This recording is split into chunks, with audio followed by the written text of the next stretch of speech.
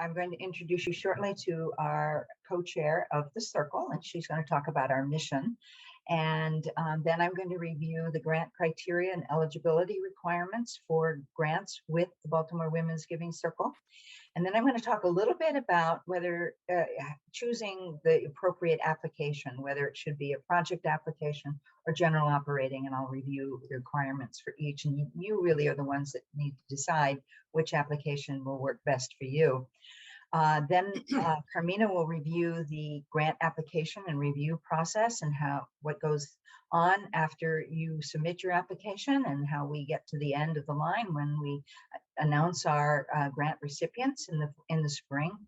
And then Mary Ann Pinkard, who is one of the administrators of our online grants management system, will tell you all about how you go about applying online and what to look for and what the little bells and whistles and buttons you need to hit to get to the places you need to go to reach completion of your complete submission of your application. And then we'll just wrap up with the important things you need to remember at the end of the day. And we will have a question and answer period after each segment. You will be on mute throughout the presentations. However, we will certainly allow you to unmute yourself to ask a question. Now, there's two ways you can do it, and probably the most effective way to ask a question is to at the bottom or wherever it is on your screen, could be at the top or the bottom, but where you can raise your hand in the Zoom system, and then that will tee you up at the beginning of the line to ask your question, and we can find you easily in the crowd. So I think that's it. Now I have the honor of introducing to you Sally Ward, who is one of the co-chairs of the Baltimore Women's Giving Circle. Sally. Hi, I am so delighted to welcome you to this information session. The Baltimore Women's Giving Circle is a mission-driven organization, and I want you to be aware that when our grant readers start off, they start off looking through the lens of this mission of the Baltimore Women's Giving Circle. Through collective giving and collaboration, the Baltimore Women's Giving Circle seeks to empower women and their families in the greater Baltimore area to achieve self-sufficiency. So when you think about what you're asking for funds, look at this mission each time. First of all, you need to be in the greater Baltimore area. So if you're down in DC, you have to apply to that giving circle down there.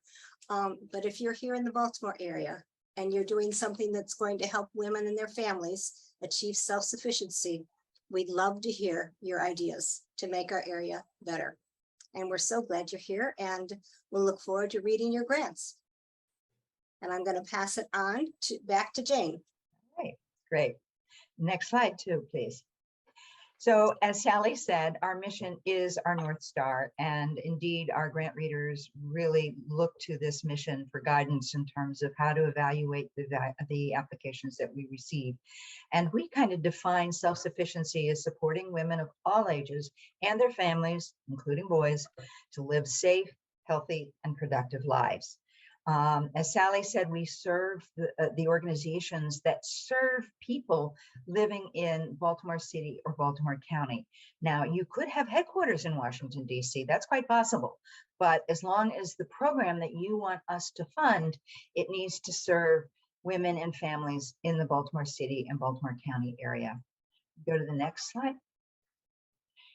So one of the other key elements of eligibility for a grant with the Baltimore Women's Giving Circle is that you need to have nonprofit 501(c)(3) status with a letter from the Internal Revenue Service indicating that is so, or you have a fiscal agent or sponsor that has a 501(c)(3) status, in which case, if you are under their umbrella, then you may apply for a grant with us.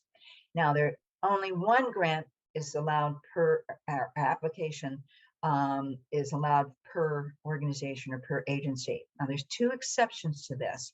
And one is that if you are part of an umbrella organization, of a larger organization that has many different discrete programs operating there, then you can apply. It doesn't matter if the other organizations have applied or not. They may, and that's okay as long as they meet our mission standards.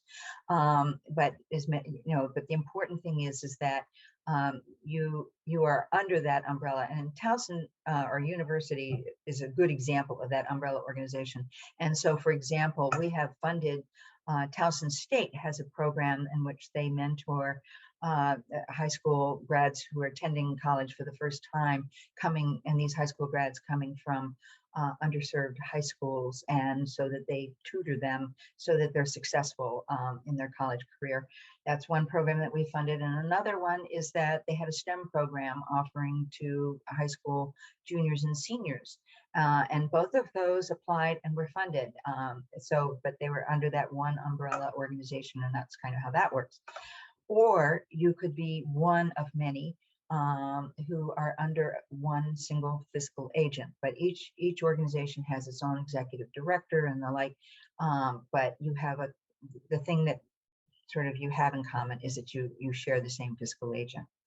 And if you have questions about this, there's more detailed explanation of this in our grant applicant guide, which we encourage you to really look at as you go through the application, or even to look at it before, and we'll tell you a little bit why that's important later on. Next slide, please. There's some other things you need to know. Oops, go back. That there are some expenses that are simply not eligible for funding, and largely because the 501c3 status really prohibits funding these kinds of activities. So, and that's part of the reason why. And the other is that, it's our own standards that we don't fund capital improvements, making large improvements in the organization, the building, or things like that. We don't fund that. We don't fund purchase of event tickets, sponsorship, annual drives, annual giving campaigns, political activities, political action committees. That is simply, we cannot fund. And another is very important for us is not to fund projects requiring adherence or acceptance of a particular religious belief, might require participation in religious service, and things like that. We just don't fund organizations with that orientation. We don't fund deficit reduction for organization or to build an organizational endowment. So you need to find other expenses that you would like support from us on. Okay, so project or operations applications. So for those of you who may have applied with us before, in 2021, we devised two different applications, one for funding projects, another for funding operations expenses.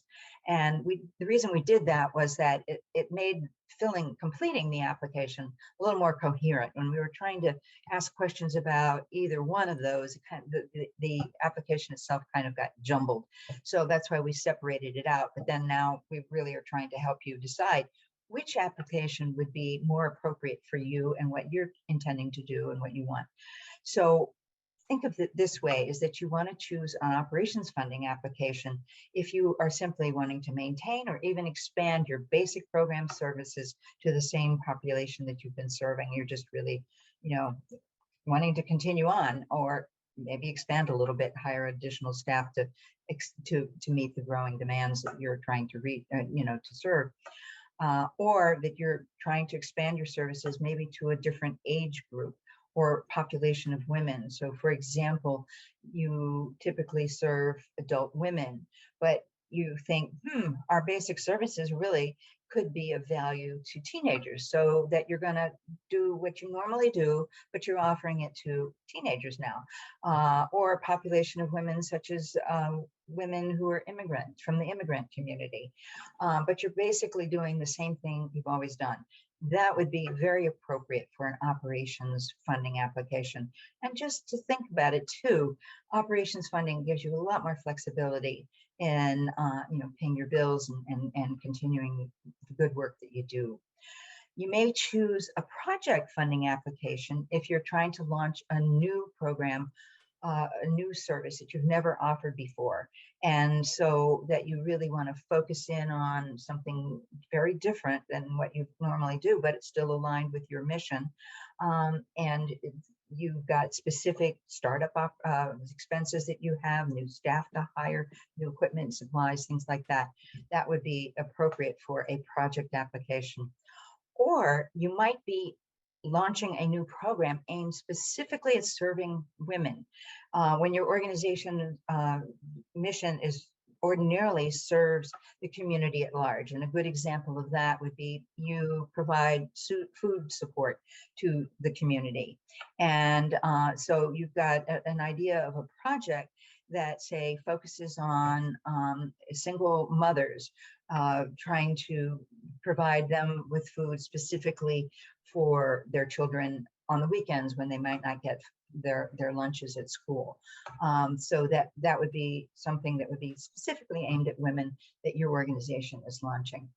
Another example of a project might be that you're experimenting with an innovative or new initiative. An example of that would be, say, you're a hospital emergency room and you get a lot of battered women coming in, and you don't want to send, you take care of their immediate medical needs, but you don't want to send them back home, say, that night. And so that you want to set up a new sort of transitional kind of housing until, say, the next day, when you can situate them in a place like House of Ruth or some other kind of permanent safe location for them to live. So, but it's not within the purview of the hospital to offer such a service, but they might be willing to fund you for that after you kind of prove the concept, as it were, that this is a worthy initiative to take on and offer to the community. So hopefully these examples will help you figure this out. Again, as you come into our application portal, we have a special link that will take you to a more detailed description of all this to help you think it through. And you can get started. Let's say you decide, okay, I think what would work best for us would be to do the project fund. And then as you get into it and you start to think, no, this isn't quite it. And that you rethink, and you may want to go back and do the operations funding application. So what you can do is just simply stop working on the project one and then go to the operations funding one. What is helpful, though, is for you to notify us. There's no penalty for changing your mind midstream, but just let us know, and then we can delete the project funding application you started and abandoned. So, okay, let's go to the next slide. So just to be clear, these are the different expenditures that you can think of as operating: rent, mortgage, payroll, office supplies, insurance, whatever you need to just keep your doors open and offering your services.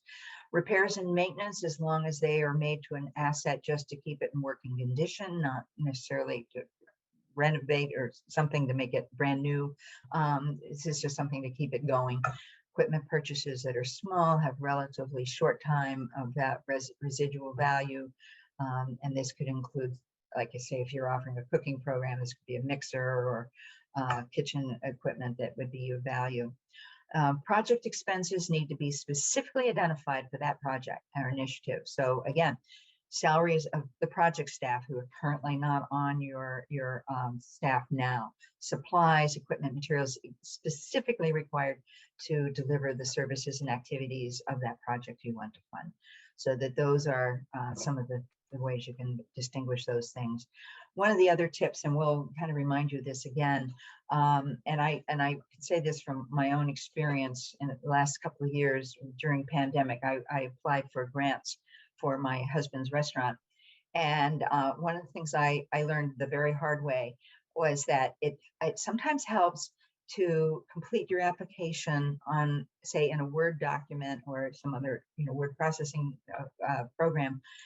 Put, all of your ideas, your thoughts down on that, and you will, if you look at the guide, you will see what the questions are that we ask, so that you can think all of this through before you get online and start putting your application in. And then you can copy and paste from that Word document into our system. And that way, if you forget to save something, or you can't figure out how to get back to your document, you don't feel like you've lost 8 hours of time you know, something like that. So it's just a good tip to have as a way to proceed through your application. So any questions up to this point? So we're good? No questions. No questions. All right. Well, then let me introduce you to Carmina Hughes, my co-chair. And she will walk you through our process and what you can understand happens once you submit your application. Good afternoon, everyone. And as you've already been welcomed, I'm going to welcome you again and thank you for being here. And thank you for all the good work that you do that we hope we're going to learn a lot more about in your grant applications. So just a few things about the grant application process.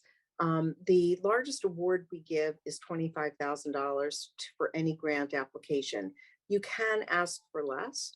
And honestly, it won't matter one way or the other.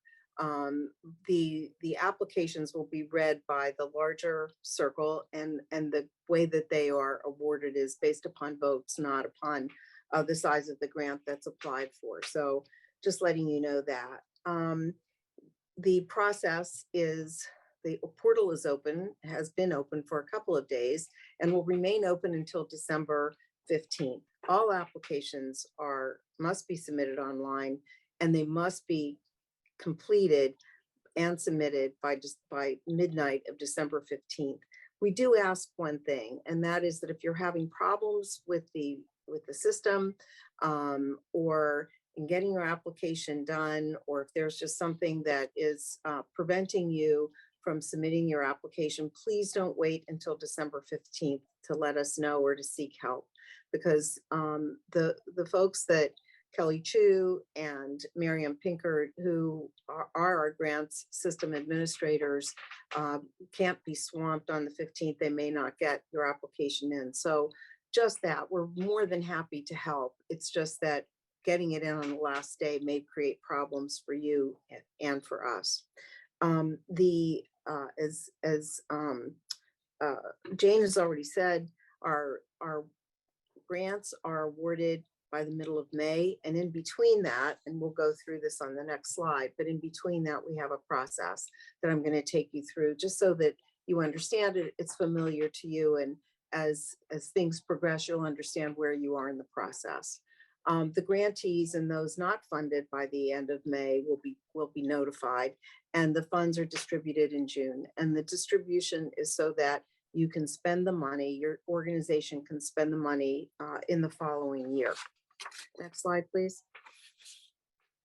This is essentially a depiction of the grant process. And as you can see, there are various points at which decisions are made and sort of gates that you have to get through to the ultimate decision as to whether you are chosen for grant funding. The team members and the team members review applications. We typically have 18 teams of 6 to 8 readers to review applications. Now this varies from year to year.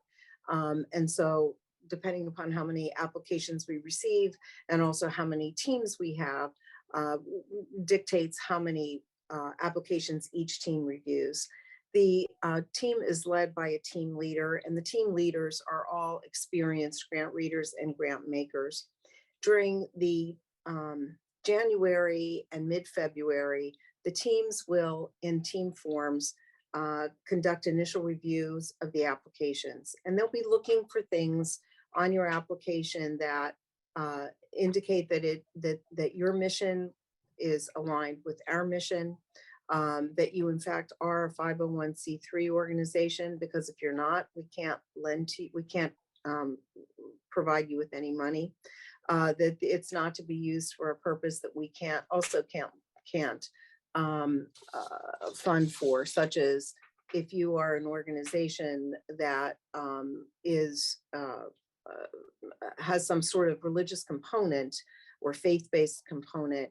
If there's a requirement that your clients have to participate in faith-based activities, that would be one thing that we wouldn't be able to fund. And we'll be looking at the mission, as I already said. So we'll be looking to make sure that it really is women and children who are the aim of your organization to support. So after the team meets, then they decide based upon what they've read in the application as to whether they're going to do a site visit.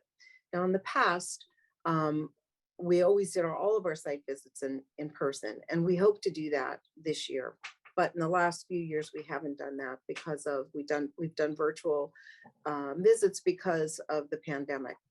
None of us has a crystal ball. Right now, we're hoping to do them in person, but if the public health dictates, we will revert back to virtual. But right now, we're planning on doing them in person.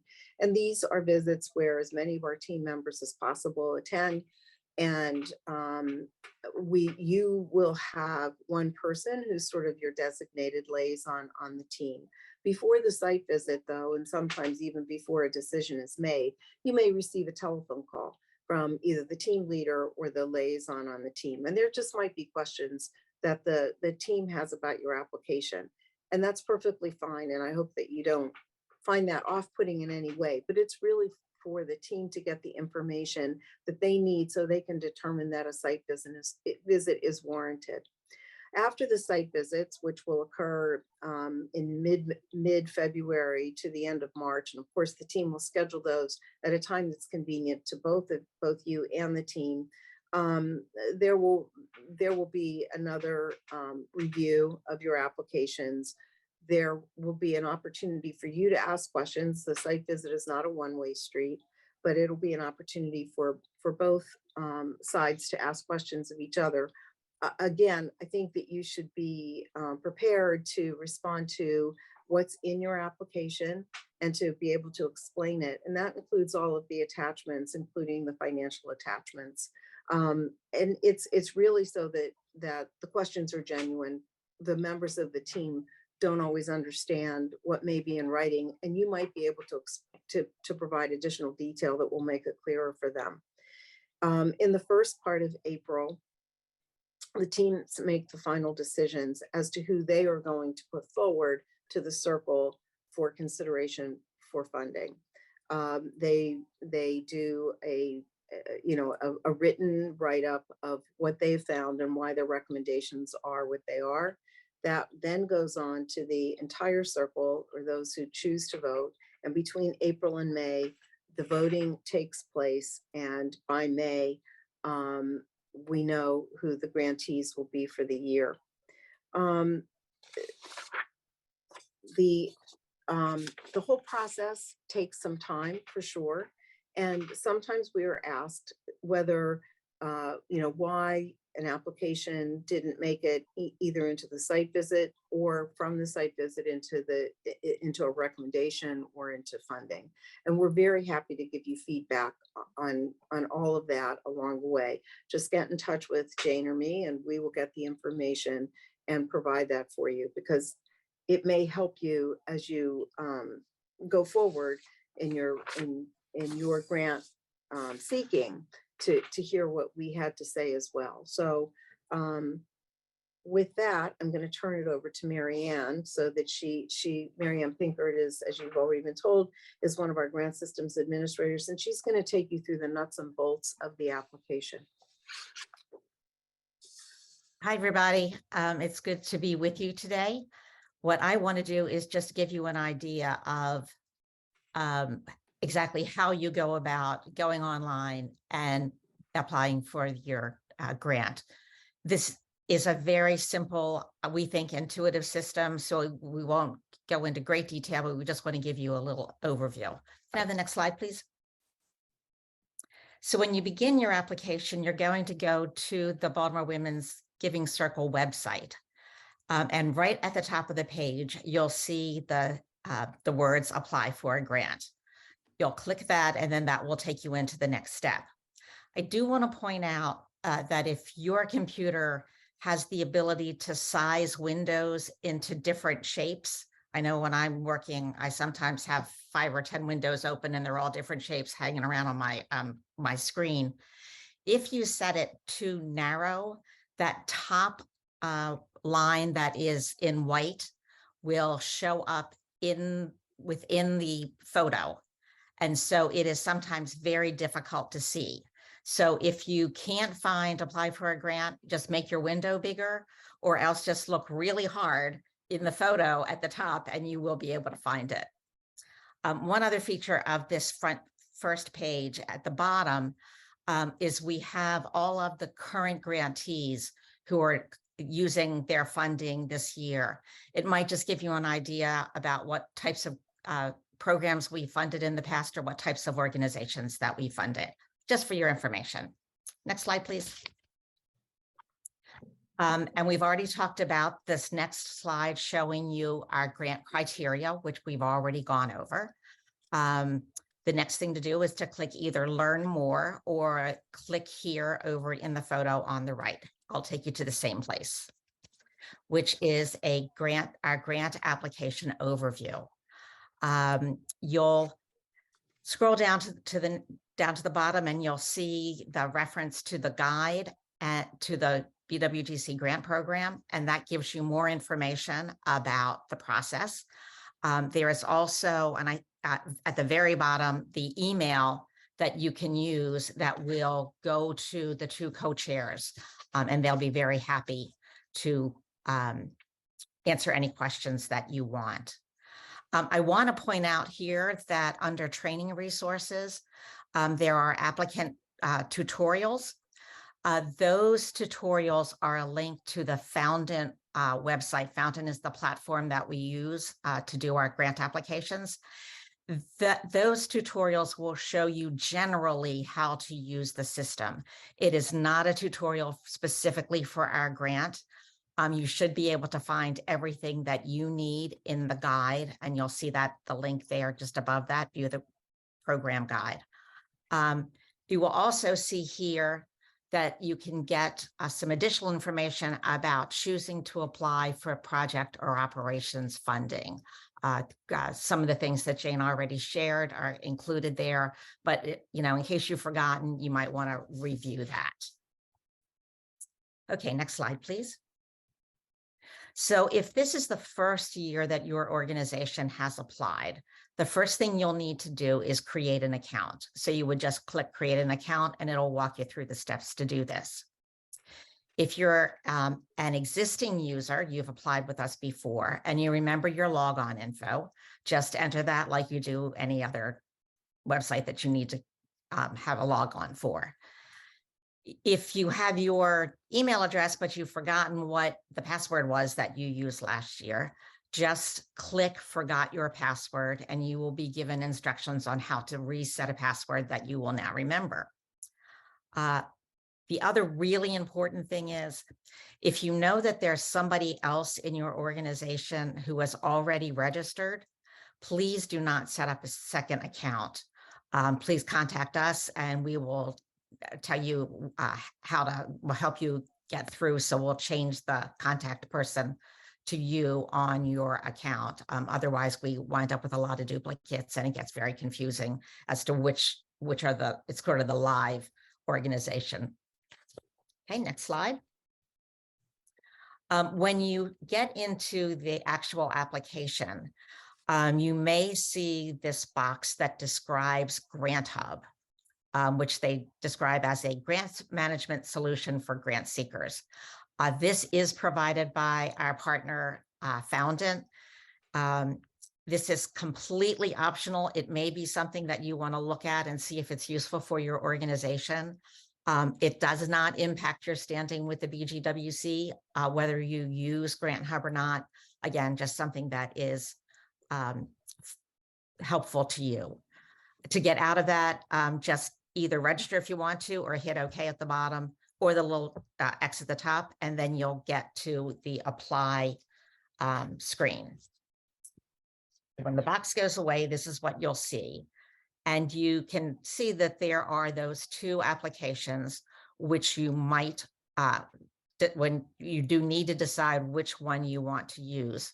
As Jane said, if you start the project, the process, and you realize, oh, this may not be the best application for me to use, just go back to the screen, start over on the other project and the other application, and let us know, and we'll delete the first one. It will be helpful if you go to the guide. The guide gives you some more possibilities.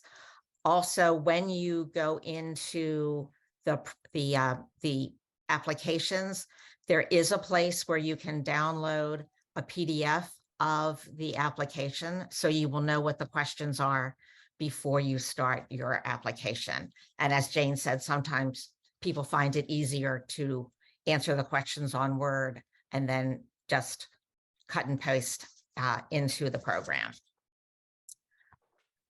So the next thing for the application, this is what it looks like. It'll show you all of the information that we have for you and your organization. Please make sure that that is correct. If it isn't, again, just send that email so that we can help you get that right.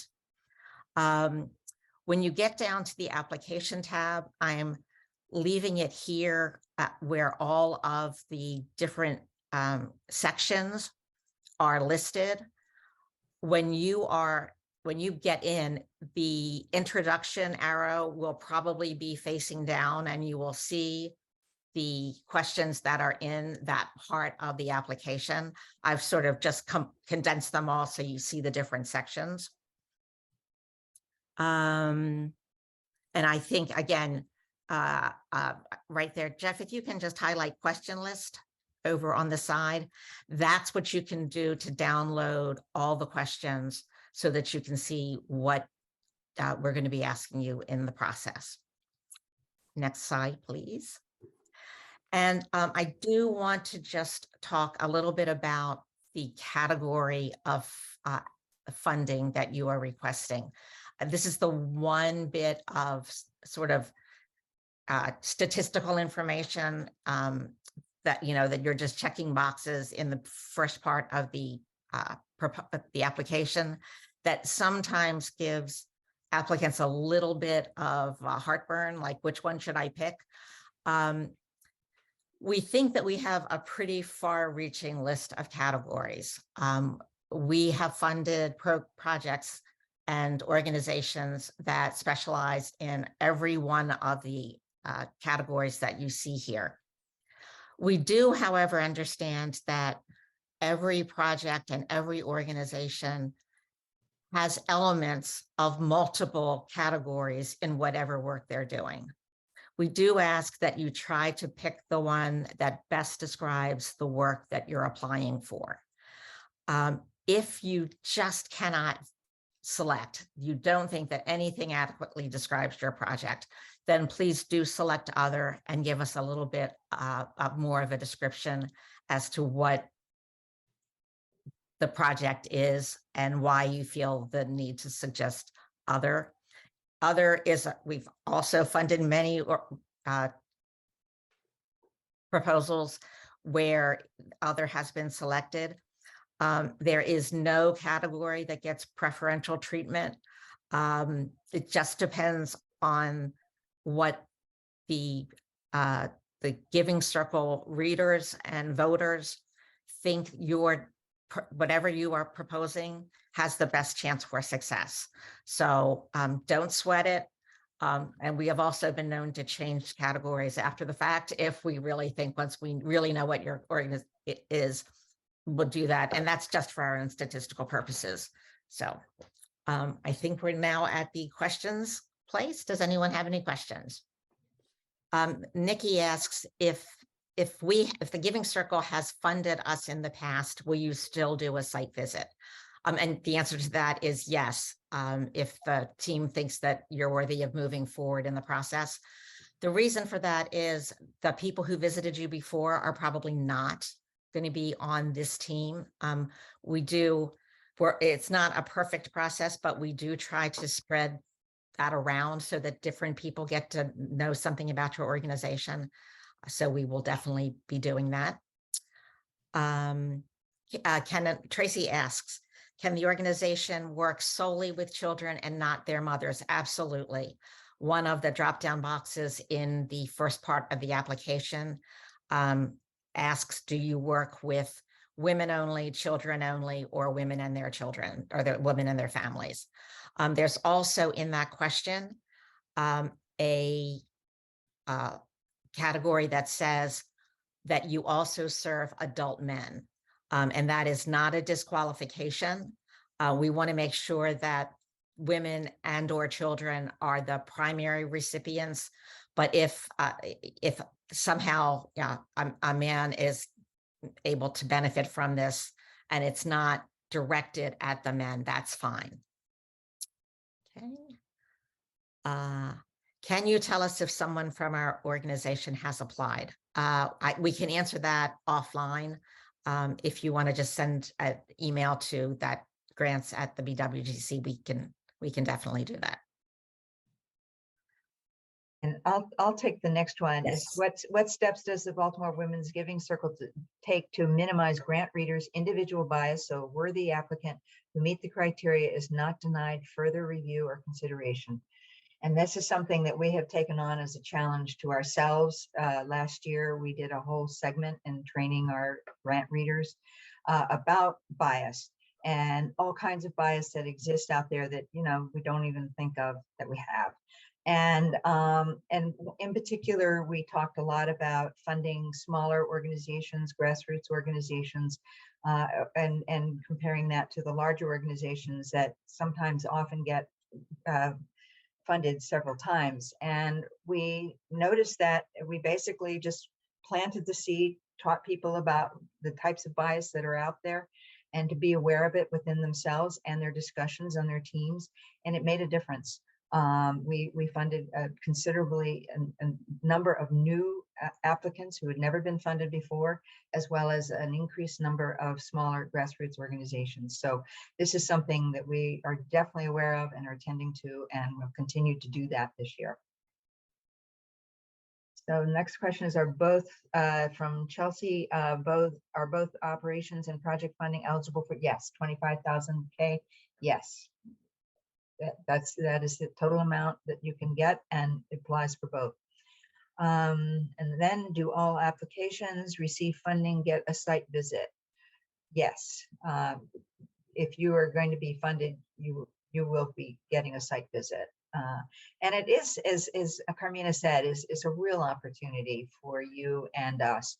And one of the things that we are striving to do as well is to think in terms of partnering with our grant recipients. And this is the first step to that partnership, is to really get acquainted, you know, with what, and so we can sort of see, feel, touch, and experience the staff and get, you know, our questions answered, but to learn more than maybe what gets put on the page. So, you know, site visits are important all the way around for you and for us. So, see, said the money is distributed in June, is eligible for spending next year. Yes, the fiscal year starts in July. It goes through to the end of June. And how do site visits work? If you offer virtual training and programs, will your team access the membership online sites that participants will use? So if I understand, Christina, your question is that basically you offer virtual programming, is that correct? And so I'll assume that was a yes, maybe. And if it is, and if virtual works better for you and for our team, then certainly I think that could work. And in fact, that it's funny because as we now face the opportunity to go back in person, which everybody loves doing, but one of the things that we did learn during the pandemic, and we did all our virtual site visits, is that organizations were able to bring on people that they wouldn't ordinarily have around their organization for on-site visit, visit. And, you know, such as board members participated in the site visits and things like that, people that wouldn't ordinarily come. So, you know, there's pluses and minuses for all of it. And I think it's, again, thinking in terms of this as a partnership process, it would be something that you would negotiate with that team if they wanted to do a site visit, and they will figure out the best solution. Yep. Okay, I think we've gone through all those questions that we've had. Thank you so much. All right, I'm going to turn this back over to Carmina. Okay, so Mary Ann has taken you through the nuts and bolts as to how to apply. And I'd like to just give you a few tips on some things that I think from my experience will make your application probably a little better or eye-catching to get the interest of the team. So, you know, the first page is really your opportunity to tell us all about you, all about the demographics of your organization. How big is it? How long has it been in existence? Who are the key personnel with their contact information?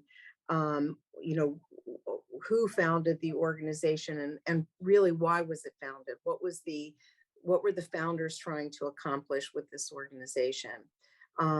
It's the website, if you have one, should be cited here, and the teams quite typically look at your website to see if there's information there that you might not have the ability to include in the organization, or perhaps you didn't think it was important, but they did. So if you can cite your website, that's a good thing.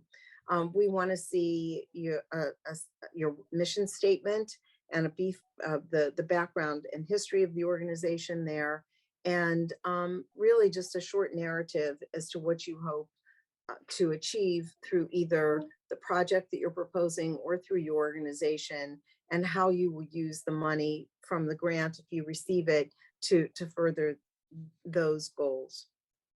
One thing that I did want to mention at this juncture is, Jane, you know, the question was raised about bias, and one of the biases that we do training on and do remind our teams about is not to make the application into some, you know, standard for a PhD thesis.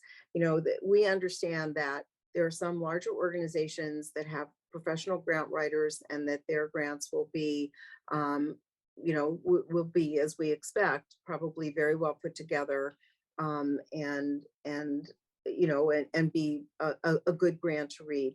Others maybe not, but I don't think that any team will disqualify a grant based upon a typo or any other sorts of mistakes in your grant. So I do think that from my perspective, at least, the best way to approach this is just to be as clear as you can be in all of the writing. And if there are issues with your application, things that maybe are missing, or as I said earlier, that maybe need some clarification, you'll be reached out to by the team leader or the liaison on the grant team to get that clarification, and it will not disadvantage you. May I have the next slide, please? We, you know, I'm sorry. Yep, There we go. We have revised the sequence in the grant application to make it a bit more logical and to really enable you to tell a story. And you can tell your story through answering the questions that'll be posed to you. And there are a few that the top group will be the ones that will probably will be the eye catchers, the things that the readers will say, oh, this just, you know, seems like such a good purpose and such a good group. But I don't want you to in any way not think that the last few questions are important, because they are. Some of the issues that are often discussed in teams, and the teams actually will assess, are what are your evaluations as to how successful you've been? You know, how are you going to judge that if you're a new organization and you've never provided services before? How will success look to you? And how will it look to an outsider to be able to evaluate it, not just based on qualitative issues, but also based on quantitative issues, if that's possible? How will you plan? And I will tell you, this comes up all the time. How do you plan to continue the project or your operations beyond the grant period? So it'll be, if this is a brand new organization or if it's a brand new project, we can understand that our grant money may be used sort of as seed funding. But beyond that, how do you think that you'll be able to keep it going? And why is this grant important to the success of your organization and the mission of the project? And that's important too. So it's, you'll have an opportunity in your financial statements in your budget to show that there are maybe or other grant making organizations who are supporting you, or that you have plans to raise funds in different ways. So that's an important thing to consider as you go through this process. So now I'd like to take, if we can go to the next slide. Yeah, just these are required attachments to the application. And some of them will vary depending upon where you are at the stage of your organization's life. So typically we ask for and require last year's audited financial statement. If you were a small organization, a new organization, you probably may not have an audited statement, but what you will have is your Form 990 from the IRS. So either of those will do. But if you're part of a larger organization, or if you have your own audited financial statement, the most recent one must be submitted in its original PDF format. The next thing that you have to provide is your interim financial statement to show us where you are this year, from the date of the beginning of your fiscal year to the date of the grant application submission. It's important for us to understand from a financial perspective how you're doing. And then your budget for the current and the upcoming fiscal year. If you don't have a budget, we have provided, and you'll see it on the next slide, a budget format that you can use. But essentially, if you're looking for general operating funds, then we want the budget for your bigger organization. If you're looking for funding for a special project, we want to know what the budget for the project is. And the team will look to it to make sure that it looks reasonable, that it's both that you've adequately budgeted for it, or that maybe, on the other end too, that maybe this seems as though this is an extravagant amount of money in order to achieve something. So those are just two things that one of those has to be included with your application, as well as information about your board of directors or trustee and your IRS documentation of your 501c3 status. And it can be either yours or your physical agent's. It is very helpful, and you'll have difficulty if you don't do it this way, to put this all in one PDF to the extent possible and attach it to your application. If you do find that you have problems getting that PDF to be accepted, reach out to us and we'll see what we can do to make sure that it is accepted. Next slide, please. This is just a budget template that we provide for your assistance. You're not required to use it, but the information on here certainly should be included if you use a different format. When you see it on the system, you'll see that the cost actually, it comes up as one graph. It's not two like this. So it's bigger, and you can get all of your information on it. You should consider in the cost that you're asking for a number of things, such as, and you can move to the next slide, please.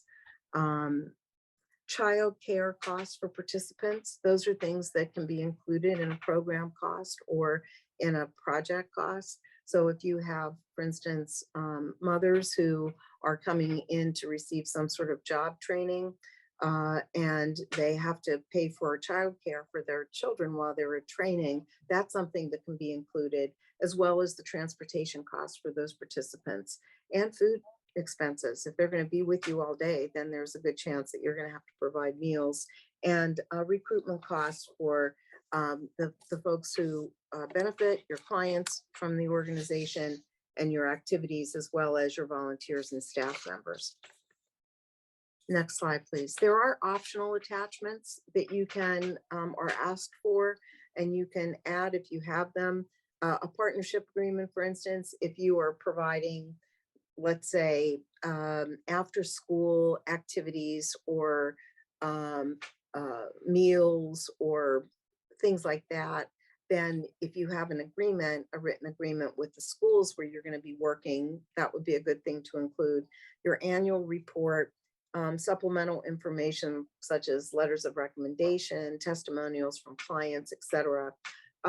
Again, if you have these things on your website, then you might just want to provide a link to your website. Otherwise, they should be provided in PDF, format, and it's really use your best judgment as to how much you want to use. I wouldn't say that more always equals better, but certainly a few representations of compelling testimonials or letters of recommendation, I think do serve you well. And with that, I think I'll turn it back over to Jane, unless there are a lot of questions we should stop for now, but that's kind of not the plan, right? Yeah, there were a lot of questions, so maybe we can. Okay. Now, okay, we got that. Oh, we are not required to have a 990 because our fiscal sponsor is a church, though we are not a religious program. Is the program still eligible to apply? I'm going to ask Mary Ann, you have more history. Yes, the short answer is yes. It would probably be good just for us to completely understand the relationship there before you get really far into doing the application. The Baltimore Women's Giving Circle actually is sponsored by the Baltimore Community Foundation. And so we would take that question and make sure that there's nothing in what their funding requirements are that would make it unlikely that they'd be able to fund you. But we have certainly funded programs that were sponsored by church groups before, so I'm sure that there will not be a problem. Right. I think it's a different IRS designation and a different requirement for the IRS, requirement in terms of the end of year reporting to them. I think they're just different numbers, but yes. So definitely, I think as Mary Ann suggests, give us an email and we will follow up with you and clarify and make sure that everything's copacetic and we move ahead. Great. Okay. I thought there were a lot of questions. Maybe that was just the one. Okay. There's one more. Oh, okay. Chelsea Steiner asks, if our fiscal year is the calendar year, can our budget be for the calendar year, or do we need to translate it into the Giving Circle fiscal year? And no, you do not need to do that. Just give us the most recent budget that you have on whatever your fiscal year is, whether that's calendar or some other thing. You could have a fiscal year that starts in October. That's fine. Yeah. Okay. Great. All right. Well, then I just want to start to wrap it up. If I can go to the next slide, please. So I think, again, just to hit the high points here, I think you've heard this many times. We want to make sure we're aligned with your project, your organization is aligned with our mission. The choice about deciding whether you want to use the general operations or the project application. And if you feel like you still can't sort it out after reading further or thinking more about it, give us a call or give us an email, and we can talk on the phone and help sort it through. And the importance of performance narratives or measures. And again, as Carmina said, this is again one of our biases that we're trying to moderate, and that is that clearly accepting narratives, stories from participants, stories from the community about your organization and the impact that you're having. That's what we're really interested in knowing about, is, what you're setting out to do.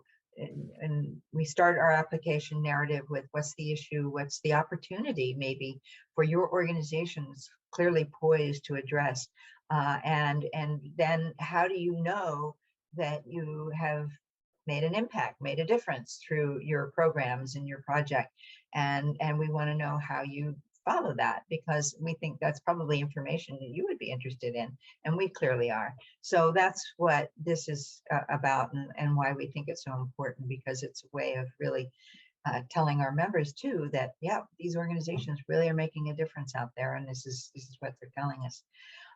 Less than 25,000 K is perfectly fine. You don't have to request the full amount. and the application guide. And again, just really want to reiterate that it is there for you to use to help you think through. In the narrative section, for example, where we ask you to tell us about your programming and your staff and things like that, we've added some additional questions there that just help you think through your response in terms of what you want to say, because we want it as a clear picture as possible for our grant readers to understand what it is you're doing and how you're going about doing it. So, you know, use that guide. It'll help you, you know, think it through. And if you have any questions, and again, just a way to wrap up, is that send us a email at grants@BWGC.org. And if you, for some reason, don't hear back from us, we just in the last couple of days, we're noticing that some emails are going, well, or some applicants have been getting rejection emails in response to their attempt to email us. And if that happens, then you know, certainly go to our website for other email addresses that you can email, say our circle chairs, to let us know it's not going through that problem now, and so hopefully it's solved. And but just really want you to know we do monitor our mailbox, and we'll get back to you as soon as we possibly can with a response to your questions. And especially now that you're completing your application, we know how important it is to get a timely response. So we can go to the next slide. So what happens after grant funding? We have two different committees that work with our grant recipients. One is called the post-grants team, and they have teams of two or maybe just one liaison who's assigned to one of our grant recipients, and it's their job to go and get acquainted, and they may conduct some additional site visits, again, just to really see you in action and to be available to you. And as I said, you know, we're really trying to strike up a partnership here, and so these are the ladies that really help us execute that piece of our work, and they are there for guidance and advice. So if you have any questions, or if suddenly something occurs that you can't spend the money as you had planned, and a good example of that was during the COVID, we had an organization that had planned on this full activity with in-person interaction and all of this, all of which had to be scrapped because of COVID. And so we worked together to try to figure out another solution, another project that would work, or help them figure out how they could deliver it virtually, that sort of thing. So, you know, we're here to help and support, and the post-grants team is the one that does that. The other group that we have is called the Grantee Connect, and they work with our grantees, and these are all the grantees. I mean, once you're a grantee or a grant recipient, you can participate in Grantee Connect so you don't want to anymore. But it's a wonderful place to meet other nonprofits, meet other people who are doing similar work you may be doing in the community, or doing ancillary work that you would love to partner with to help execute your program. It's a great place to do that. And so they have programs that help address questions and issues that you want to learn about, and networking opportunities to, again, to just meet other people doing good work in the community. And they also have a listserv, so which is another way to kind of continue the conversation with other folks that you might meet. Okay, we'll go to the next slide. And so at this point, we're going to wrap up. And again, you go to the BWGC.org, and as Mary Ann pointed out, how to apply for a grant. Look for the grant application guide for information there. And then if you have any questions, any doubts, want to think something through with us, please don't hesitate to contact us at grants@thebwgc.org. Oh, and so we wish you luck and hope that the process works well for you. And we're here to help you if you have any other questions or want to know anything else. So have a wonderful afternoon. Thank you. All right, bye-bye.